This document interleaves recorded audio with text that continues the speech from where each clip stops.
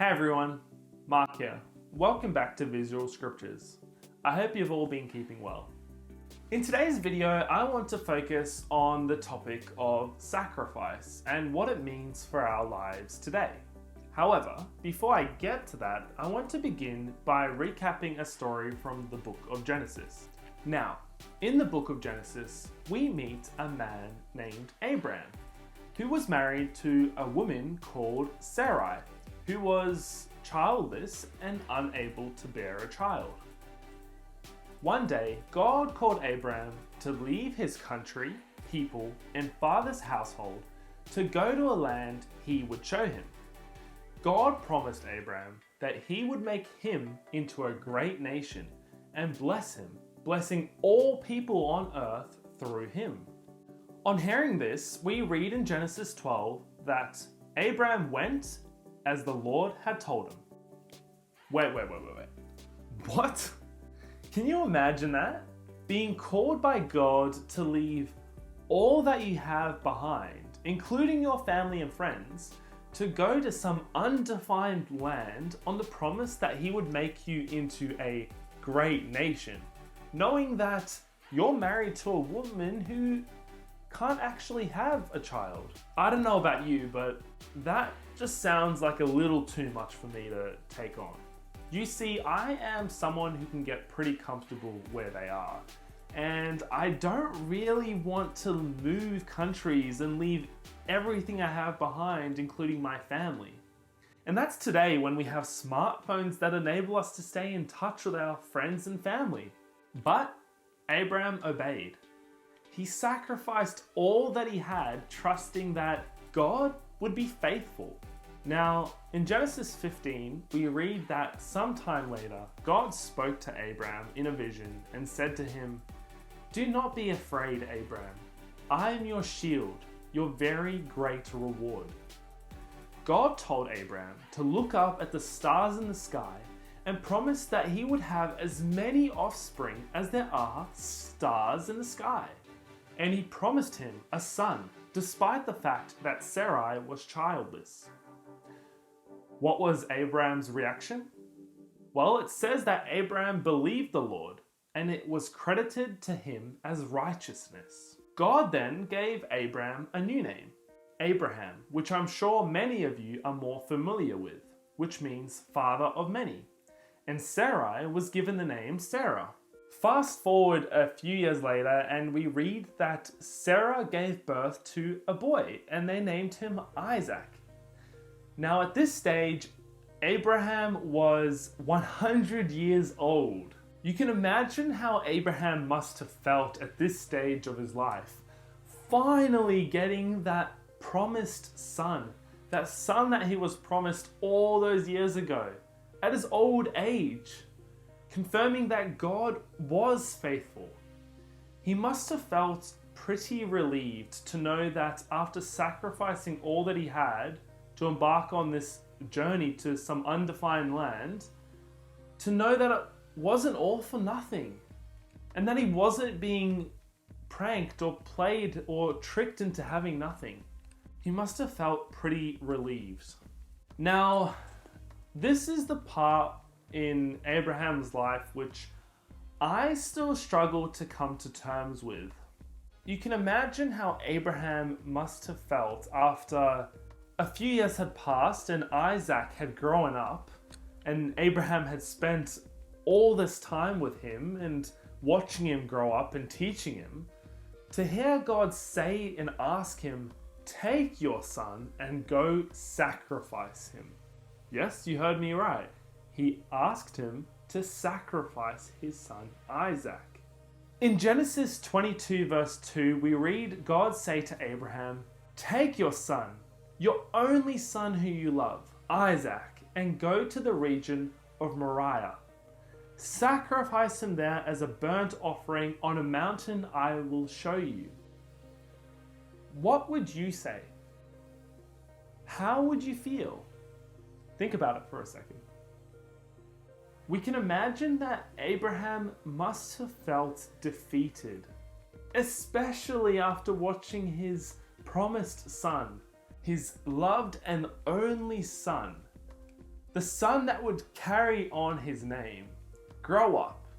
And God even almost rubbed it into Abraham's face by noting the fact that Isaac was his only son whom Abraham loved when asking him to make the sacrifice.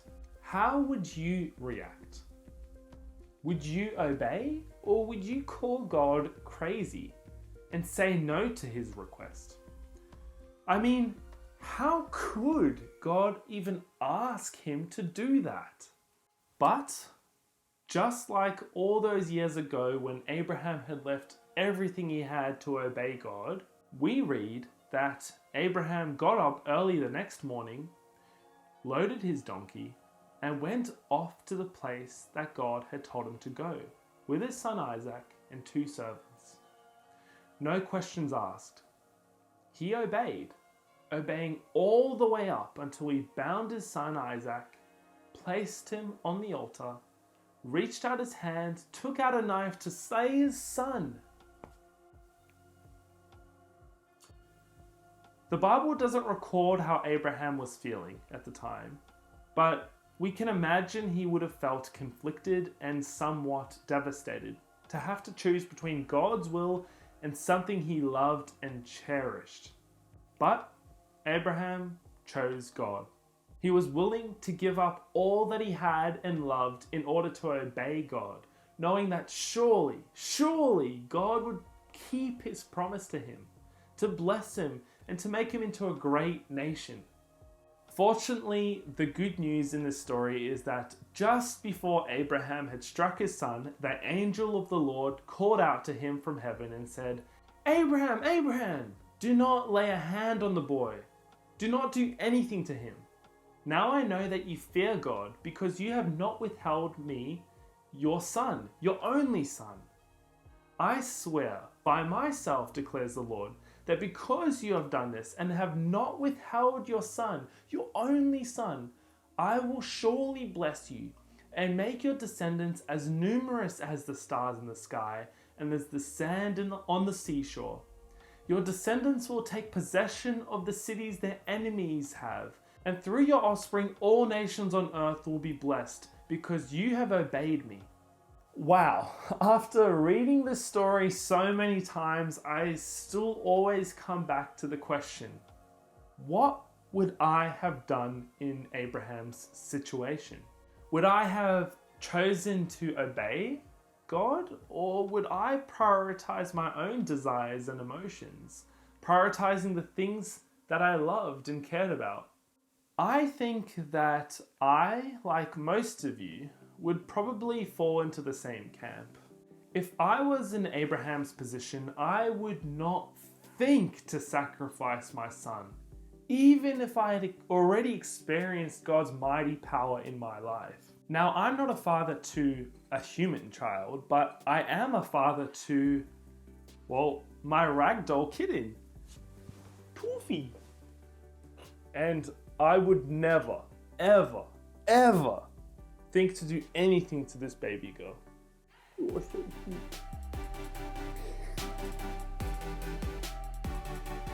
Oh, I just stood up and she's taken my seat.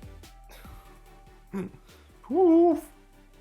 Now, fortunately, our God is not a God that demands sacrifices. God did not intend Abraham to actually sacrifice his son. Rather, he was simply testing him to see if Abraham would prioritize the very things that God had blessed him with. God blesses us in so many ways. Financially, with good health, in our relationships and families, friends, jobs, homes.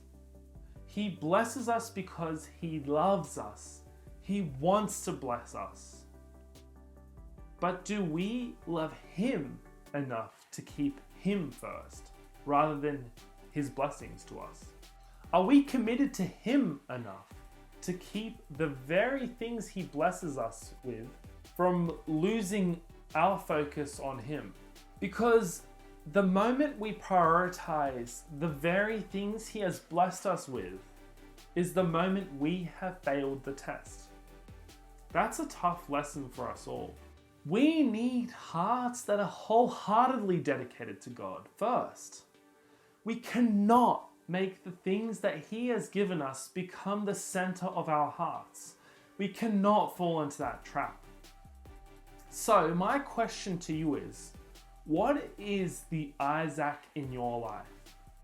What is the thing or who is the person that you cherish most? Does that thing or person mean more to you than God? Does that thing or person keep you from following God wholeheartedly? Once we learn the lesson of sacrifice and we are able to be willing to leave all that we have to answer God's calling, that is when we can truly be obedient to God and actually hear His calling in our lives. I hope that you have been able to take something away from this message. If you have, then please give this video a like and subscribe to keep updated on future videos. And also, while you're here, check out my other videos. I have a few already that cover different topics, so I hope that you can actually take something out of those as well. Thanks for watching. See you next time on Visual Scriptures. Bye.